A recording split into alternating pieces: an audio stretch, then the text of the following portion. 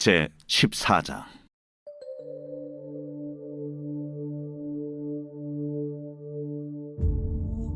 여호와께서 모세에게 말씀하여 이르시되, 나병 환자가 정결하게 되는 날의 규례는 이러하니 곧 그 사람을 제사장에게로 데려갈 것이요 제사장은 진영에서 나아가 진찰할지니 그 환자에게 있던 나병 환부가 나았으면 제사장은 그 정결함을 받을 자를 위하여 명령하여 살아있는 정결한 새 2마리와 백향목과 홍색 실과 우슬초를 가져오게 하고, 제사장은 또 명령하여 그 새 하나는 흐르는 물 위 질그릇 안에서 잡게 하고, 다른 새는 산채로 가져다가 백향목과 홍색 실과 우슬초와 함께 가져다가 흐르는 물 위에서 잡은 새의 피를 찍어 나병에서 정결함을 받을 자에게 7번 뿌려 정하다 하고, 그 살아있는 새는 들에 놓을지며, 정결함을 받는 자는 그의 옷을 빨고 모든 털을 밀고 물로 몸을 씻을 것이라. 그리하면 정하리니 그 후에 진영에 들어올 것이나 자기 장막 밖에 이레를 머무를 것이요 7째 날에 그는 모든 털을 밀되 머리털과 수염과 눈썹을 다 밀고 그의 옷을 빨고 몸을 물에 씻을 것이라. 그리하면 정하리라.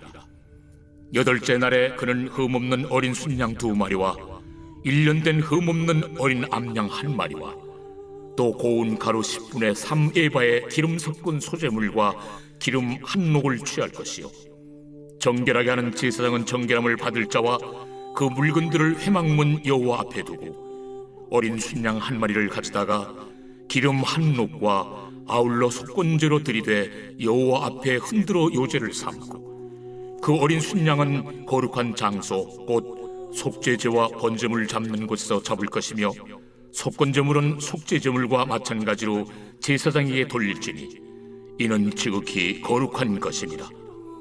제사장은 그 속건제물의 피를 취하여 정결함을 받을 자의 오른쪽 귓뿌리와 오른쪽 엄지 손가락과 오른쪽 엄지 발가락에 바를 것이요 제사장은 또 그 한 녹의 기름을 취하여 자기 왼쪽 손바닥에 따르고 오른쪽 손가락으로 왼쪽 손에 기름을 찍어 그 손가락으로 그것을 여호와 앞에 7번 뿌릴 것이요 손에 남은 기름은 제사장이 정결함을 받을 자의 오른쪽 귓뿌리와 오른쪽 엄지 손가락과 오른쪽 엄지 발가락 곧 속건제물의 피 위에 바를 것이며, 아직도 그 손에 남은 기름은 제사장이 그 정결함을 받는 자의 머리에 바르고, 제사장은 여호와 앞에서 그를 위하여 속죄하고, 또 제사장은 속죄제를 드려 그 부정함으로 말미암아 정결함을 받을 자를 위하여 속죄하고, 그 후에 번제물을 잡을 것이요 제사장은 그 번제와 소제를 제단에 드려 그를 위하여 속죄할 것이라. 그리하면 그가 정결하리라. 안녕하십니까, 사랑하는 큰숲교회 가족 여러분. 5월 22일 월요일 매일 말씀 시작하겠습니다. 오늘 본문은 레위기 14장 1절에서 20절까지 말씀입니다. 13장 전체에 관해 나병 환자가 또 발생하였을 때 어떻게 해야 할지에 대해서 기술했다면, 이제 그 나병 환자가 나았을 때 정결케 되는 규례에 대한 본문이죠. 나병 환자가 나음을 입었을 때에는 4가지가 필요합니다. 새 2마리, 백향목, 홍색실, 그리고 우슬초가 필요한 것이죠. 나병은 엊그저께 목사님이 설명해 주셨듯이 많은 것을 상징하는데, 첫째로는 죄, 둘째로는 하나님의 진노하심을 상징합니다. 그 하나님의 진노 혹은 죄로부터 정결케 함을 받은 자가 어떻게 해야 되는지 살펴본다면, 우리가 죄로부터 돌이켰을 때 또한 어떠해야 되는지를 알 수 있는 것이죠. 오늘 본문에서 나오는 것처럼 새 2마리를 가져다가 1마리는 물 흐르는 위 질그릇 안에서 죽이고, 다른 1마리는 백향목과 홍색실과 우슬초와 함께 흐르는 물 위에서 그 아까 질그릇 위에서 잡은 새의 피를 뿌려서 노임을 받게 하고, 또 나병에서 정결함을 받은 자에게 7번을 뿌립니다. 이러고 나서 바로 오는 것이 아니라 8절 말씀에 장막 밖에 이레르 머물다가 모든 털을 밀고 모든 옷을 빨고 몸을 씻고 나서 8째 날에 또 어린 양 순양 2마리와 1년 된 흠없는 어린 양 암양 1마리와 또 고운 가루 10분의 3 에바와 기름 섞은 소재물 기름 1록을 취하여서 제사장과 여호와 앞에 문에 두고 순양 1마리는 속건제로 또 요제로 또 속죄제로 또 속건제 속죄 제물로 이렇게 다 절차를 거친 뒤에야만이 정결하게 된다는 것이죠. 오늘 본문의 후반부에 나오는 그 제사법과 오른쪽 귓불이, 오른쪽 엄지손가락, 오른쪽 엄지발가락, 그것에 대해서 다 설명하지 않겠습니다. 우리가 죄에서 돌아올 때 나병 환자와 같은 그러한 하나님의 진노에서 돌아올 때 새 2마리가 필요한데, 하나는 예수 그리스도를 상징하고 하나는 우리를 상징합니다. 누군가는 죽어야 그 죽음을 통하여 다른 새가 자유를 얻을 수 있는 것이죠. 또한 백향목은 여러분 그 다윗의 솔로몬이 무엇으로 성전을 지었습니까? 백향목으로 성전을 지었죠.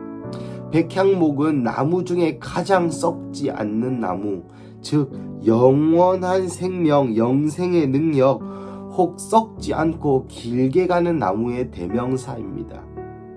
그러니 성전의 뼈대로 또 성전을 짓는 주 재료로 사용한 것이겠죠. 죄에서 돌이켰을 때에는 더 이상 변하지 않아야 된다는 것을 상징합니다. 다시는 우리를 좀먹게 한 나병의 근거가 된 그러한 일들을 해서는 안 된다는 것이죠. 홍색 실은 피, 예수 그리스도의 보혈을 상징합니다. 예수 그리스도의 보혈의 능력이 우리의 죄를 사하는 능력이라는 것이죠. 사실 예수 그리스도의 보혈 말고는 그 어떤 것도 우리의 죄를 사할 수 있는 능력이 있는 것은 없습니다. 마지막으로 우슬초, 여기 우슬초는 박하풀을 이야기하는데요.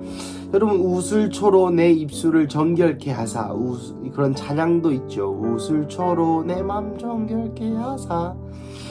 우슬초는 구약의 시대에 정결함을 상징하는 어떤 대명사의 풀이었습니다. 그래서 우슬초, 여러분 박하의 냄새가 어떻습니까? 향기롭고 또한 상쾌하죠. 무언가 깨끗한 느낌, 박하 사탕을 먹고 입이 개운한 그런 깨끗한 느낌이 들지 않습니까? 이때도 그랬나 봅니다. 결론은 이 정결하고 정결하게 되는 우슬초, 이 네 가지를 함께 생각해 본다면 우리가 죄에서 정결하다라고 평가받을 때까지는 이 모든 단계들이 필요하다는 것이죠. 죄에서 돌이킨 그 때만 중요한 것이 아니라 백향목처럼 변하지 않아야 되고, 예수님의 그리스도의 보혈을 의지하여 들어가야 되고, 끝까지 우슬초로 정결함을 간직해야 된다. 그리고 정결함을 받고 나서 과거에 있었던 모든 옷을 버리고 불태우고, 그리고 털까지 다 깎아버리고, 나아가 진영 밖에서 1회, 즉 7일을 머물다가 들어올 수 있습니다. 그 모든 과거의 일을 세상에 던져버리고, 진영 밖, 천국 밖이라는 얘기입니다. 그 모든 습관들, 그 모든 세상에 묻은 죄들을 그 세상에 그대로 던져버리고 다시 하나님의 나라로 들어온다는 의미겠죠. 사랑하는 가족 여러분, 나병 환자의 정결 규례를 저는 읽으면서 요즘 하나님께서 저에게 말씀하시는 것과 참으로 일맥상통한다는 생각이 들었습니다. 그것은 무엇이냐면 실제 삶이 필요하다는 것입니다. 실제 회개가 필요하다는 것이죠. 실제로 돌이키는 것이 필요하다는 것입니다. 요즘 청년교회와 함께 히브리서 말씀을 나누고 있는데요. 히브리서 말씀에도 마찬가지입니다. 실제 삶의 돌이킴. 4장 3절의 표현으로는 믿음과 결부시킨 신앙, 순종한 자, 하나님의 말씀, 이러한 키워드가 히브리서 4장, 히브리서 전반의 키워드인데요. 이 모든 것은 실제의 삶을 상징합니다. 오늘 본문도 마찬가지죠. 정결하게 되었던 그 자체가 중요한 것이 아니라 당연히 정결하게 된 그 자체도 중요하죠. 하지만 그것만 중요한 것이 아니라 그 이후의 삶이, 그 이후의 정결한 삶이 중요하다는 것이죠. 그리고 그 삶은 이전과는 전혀 다른 삶이라는 것입니다. 사랑하는 가족 여러분, 우리는 날마다 성화의 길로 이루어야 합니다. 날마다 영광에서 영광으로 이루어야 합니다. 이 정결 예식도 단순히 새를 죽이고 새를 풀어주고 홍색실, 우슬초, 백향목을 바르고 그 다음에 또 몸의 모든 털을 깎고 옷을 버리고 물에 씻고 그것만으로 중요한 것이 아니라 요제, 속건제, 속죄제를 다 드리고 2차 정결 예식, 1차 정결 예식, 2차 정결 예식을 거치고 그 다음에 의식, 정결하다 고 평가받는 이 모든 과정이 실제로는 굉장히 길었다고 합니다.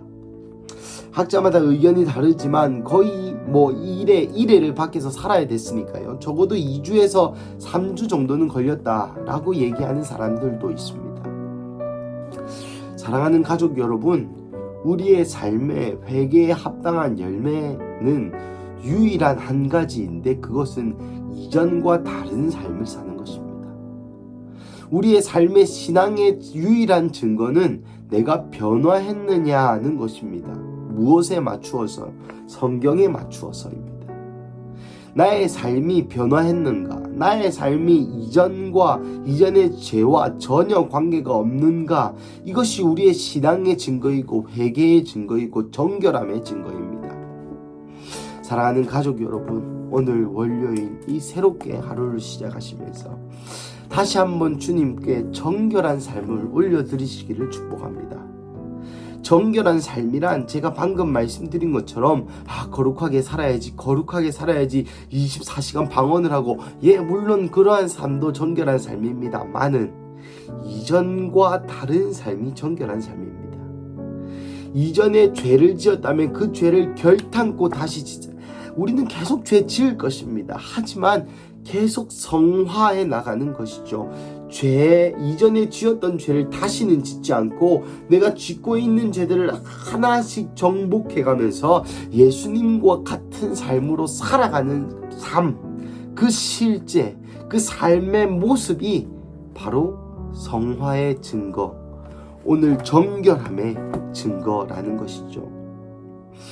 오늘 하루 다시 한번 정결함으로 이전과는 다른 삶으로 주님께 나아가시기를 예수님의 이름으로 간절히 축복합니다.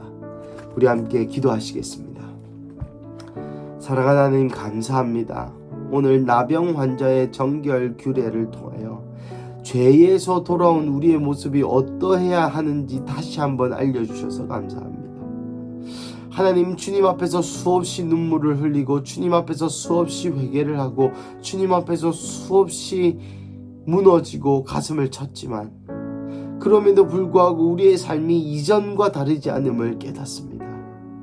하나님, 이것은 진정한 의미의 회개도 아니요 정결 예식, 정결 규례에도 어긋나는 것이며 고로 우리가 정결하지 않았다는 증거이기도 함을 주님 받아들입니다. 주님이 월요일 아침 다시 한번 주님 앞에 기도하는 것은, 또 간절히 요청하는 것은 우리의 삶에 변화가 있게 하여 주시옵소서. 이전에 살던 대로 사는 것이 아니라 주님의 말씀에 비추어 내 삶이 조금이라도 조정되고 조금이라도 바뀌게 하여 주시옵소서. 그래서 이전에 지었던 죄, 이전에 회개했던 죄를 다시는 짓지 않도록 주님 우리를 정결함으로 다시 불러 주시옵소서. 하나님, 다시 한번 예수 그리스도의 보혈을 의지합니다.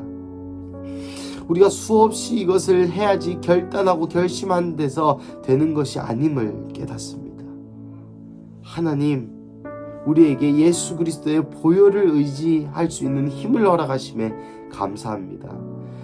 권세 있고 힘 있는 예수 그리스도의 보혈을 의지하여 오늘도 다시 한번 주님 앞에 섭니다. 주님, 우리에게 정결케 될 수 있는 그 힘을 다시 한번 허락하사 우리의 삶을 예수 그리스도의 보혈의 능력으로 바뀌게 하여 주시옵소서. 그래서 오늘은 어제보다 더 나은 삶, 또 내일은 오늘보다 더 나은 삶 살게 하여 주시옵소서. 주님 감사합니다. 이 모든 말씀 살아계신 예수님의 이름으로 기도드립니다. 아멘.